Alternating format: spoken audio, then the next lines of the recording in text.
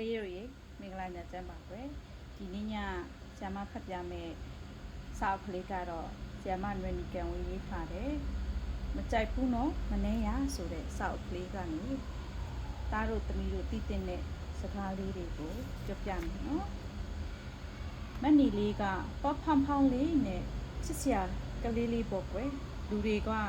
မနီကိုလေးကိုမြင်ရင်သူ့ရဲ့ပေါ့ဖောင်းဖောင်းလေးကိုညှိပြီးအဘွားပေးကျင်ကြတယ်မနီလေးကတော့ဖေဖေနဲ့မေမေကလွဲရင်အခြားသူတွေသူ့ကိုနမ်းတာမကြိုက်ဘူးတဲ့ဒါပေမဲ့မကြိုက်ဘူးမနမ်းပါနဲ့လို့မပြောရဲဘူးပေါ့မနီလေးကကြောက်တတ်တယ်တနေ့တော့မနီလေးတို့မိသားစုဖိုးဖိုးတို့အိမ်အလဲသွားကြတယ်ဖိုးဖိုးရဲ့အိမ်တကားခောက်လိုက်တာနဲ့မနီလေးကကြောက်ပြီးဖေဖေကြောနောက်ကိုဝင်ပုန်းလိုက်တာပေါ့ဖိုးဖိုးတို့သူ့ကိုလာနှမ်းကြမှာသူသိနေတယ်မနီလေးကအနမ်းမခံချင်ဘူးလေမနီလေးထင်တဲ့အတိုင်းပဲ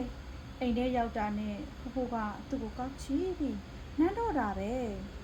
ဖိုးဖိုးရဲ့မုတ်စိတ်မွေးတွေကမနီလေးကိုလာထိုးတော့မနီလေးနားလာပေါ့သူ့ပါကိုမုတ်စိတ်တွေလာထိုးတာမနီလေးကလုံးဝမကြိုက်ဘူးအဲ့ဒီအချိန်မှာဖွားကမိဖို့ကြောင်တဲကထွက်လာပြီးမနီလေးကိုလာချီလာနန်းပြန်တယ်ဟင်းချက်နေတာကနေထွက်လာတာဆိုတော့ဖွားစီကအသားငားနံ့တွေရတယ်မနီလေးကအဲ့ဒီအနံ့တွေကိုလုံးဝမကြိုက်ဘူးလေဒါကြောင့်ဖွားစီကအတင်းယုံပြီးထပ်ပြေးတာပေါ့ပြေးလာတဲ့မနီလေးကိုဦးကစီကျိုးပြီးအဘွားထပ်ပြေးပြန်တယ်ဦးကဆေးလိတ်တိတ်ကြိုက်တော့ဦးနန်းရင်သူ့စီကဆေးလိတ်နံ့ရတာပေါ့မနီလေးကဆေးလိတ်နံ့ကိုမကြိုက်ဘူးသူ့ကိုလာနန်းတာလည်းမကြိုက်ဘူးဖေဖေနဲ့မေမေကလွဲရင်သူ့ကိုသူများနန်းတာမကြိုက်တဲ့မနီလေးဟာအခန်းတောင်လေးကိုတွားပြီးတယောက်တည်းရုပ်ကလေးတွေနဲ့ကစားနေတာပေါ့ကွယ်ခဏနေတော့မနီလေးရဲ့အတော်နဲ့မနီလေးရဲ့ဝမ်းကွဲအကိုကိုလင်းတို့အပြင်ကပြန်လာကြတယ်ကိုလင်းကမနီလေးကိုတွေ့တော့ဝမ်းသာပြီးအတူတူကစားဖို့မနီလေးစီပြေးလာတယ်အနားရောက်ခါမှကိုလင်းကဟက်ချိုးလို့အကျဲကြီးနှာချေရတယ်လေသူ့နှာချေတာကကျဲလွန်းတော့မနီလေးလဲလန့်သွားတာပေါ့ဒီတော့ကိုလင်းကမလက်ပါနဲ့မနီလေးရဲ့ကိုကနှာဆင်းနေလို့ပါလို့ချော့ပြီးမနီလေးရဲ့ပါကိုနမ်းလိုက်ပြန်တယ်အဲ့ဒီနေ့က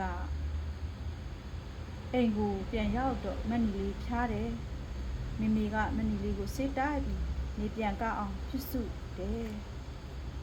မနီလေးကကိုလင်းနေမကောင်းဘူးနှာဆေးနေတယ်မိမိကိုနမ်းတော့ကိုနှစ်ချေတွေမိမိကိုပေကုန်တယ်မိမိကိုလူတွေလာမနှမ်းအောင်လုပ်ပေးပါလားမိမိမကြိုက်ဘူးလို့မိမိကိုပြောပြလိုက်တယ်ဒီတော့မေမေလည်းအော်ပြီးအိုးသမီးလေးကိုလာနန်းတာမကြိုက်ဘူးလားဘာလို့လဲသမီးလေးလို့မေးတော့မနီလေးကဖေဖေနဲ့မေမေကလွဲရင်ချားသူတွေသူ့ကိုနန်းတာမကြိုက်ကြောင်းမေမေကိုပြောပြလိုက်တာပေါ့မေမေကပြောတယ်မနီလေးရေသမီးကိုချစ်လို့နန်းကြတာပေါ့ကွယ်ဒါပေမဲ့သမီးကမကြိုက်ဘူးမတက်တတ်ဘူးဆိုရင်ညင်းလို့ရတယ်နော်ဖိုးနန်းတာနာရင်ဖိုးရေမကြိုက်ဘူးနော်မနန်းပါနဲ့လို့ပြောနော်ဖွားနန်းလို့ဖွားစီကဟင်းနန်းတွေရတာမကြိုက်ရင်လဲမကြိုက်ဘူးနော်မနန်းပါနဲ့လို့ညင်းလို့ရတယ်နော်အခုကိုလင်းကနေမကောင်းပဲသမီးကိုလာနန်းတော့သမီးစီယောဂကူးပြီးသမီးကဖျားတာပေါ့ဒါကြောင့်သမီးမကြိုက်ရင်သမီးမနဲ့တိတ်ရင်မကြိုက်ဘူးနော်မနန်းပါနဲ့လို့ရင်ကြည်ညည်းရမယ်နော်ပြောဖို့မကြောက်ပါနဲ့နော်လို့ပြောတဲ့